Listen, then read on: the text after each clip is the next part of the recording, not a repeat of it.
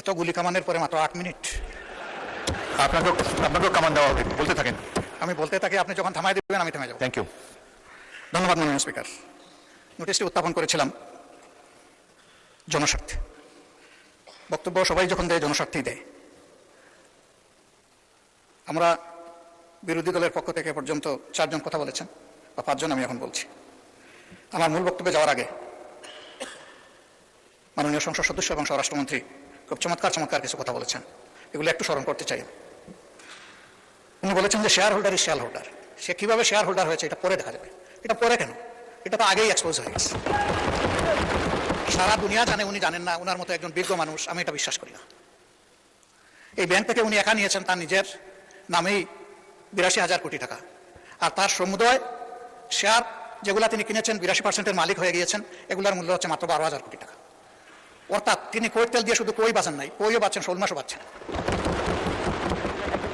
এবং সবগুলা ব্যাংক থেকে ডাকাতি করা টাকা। সেই শেয়ারগুলা কিভাবে হস্তান্তর হয়েছে তিনি একটা প্রতিষ্ঠানের নাম এখানে বলেছেন, সবগুলা বলে দিলে ভালো হইতো। এই ধরনের সকল শেয়ার হোল্ডারের উপরে বিশেষ একটা এজেন্সির মাধ্যমে প্রচন্ড চাপ ক্রিয়েট করে তাদেরকে বাধ্য করা হয়েছে তাদের শেয়ার হস্তান্তর করতে। এরকম হস্তান্তরের জন্য এই শেয়ারগুলা কিনে তারা যুগ যুগ ধরে এই ব্যাংকের সাথে ছিল, এবং যথারীতি এই ব্যাংক সবাইকে স্যাটিসফ্যাক্টরি সার্ভিস দিয়ে চলছিল, ডিভিডেন্ড দিয়ে চলছিল। একটা মাত্র ব্যাংক, যে ব্যাংক তারল্য সংকটে অন্য ব্যাংকেও হেল্প করত, এইভাবে ব্যাংকটা ডাকাতি করে আজকে এটাকে একদম দেউলিয়া করা হয়েছে।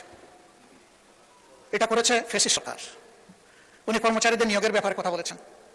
10,000 কর্মচারীকে নিয়োগ দেওয়া হয়েছে, সামান্য কোনো নিয়ম নীতি মানা হয়নি, পত্রিকায় একটা বিজ্ঞপ্তি দেওয়া হয়নি। এই ব্যাংকের সমস্ত অতীত ট্রেডিশন ব্যাক করে কোনো পরীক্ষা ছাড়াই তাদেরকে নিয়োগ দেওয়া হয়েছে। একটা কাগজে কেউ না কেউ সই করে দিয়েছে, এটাই তার নিয়োগ লেটার।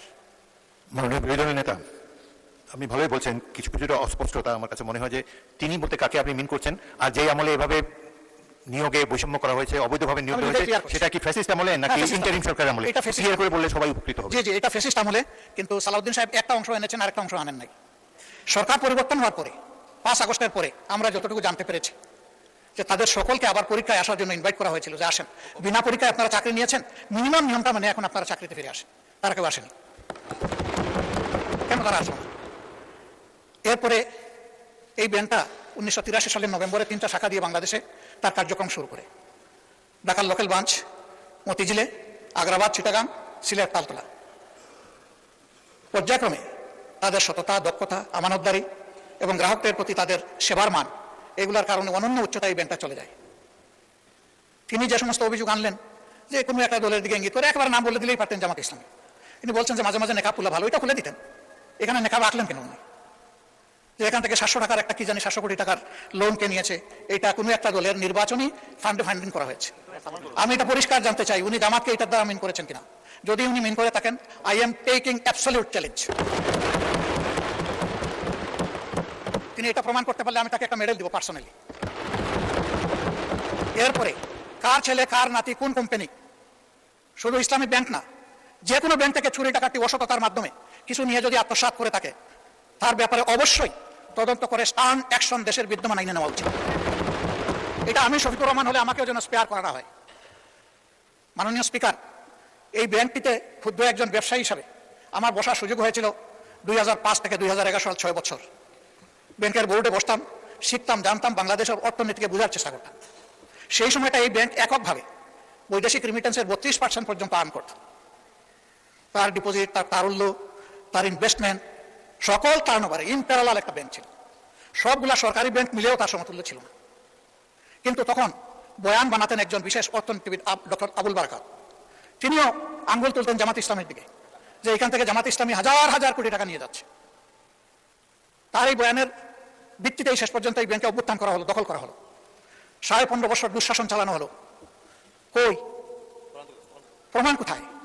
15.5 বছর তো কম না। এখন আবার একই তারে যদি কথা বলা হয়, আমি বলবো আমরা কি আবার সেকেন্ড আবুল বারাকাত হতে যাচ্ছি?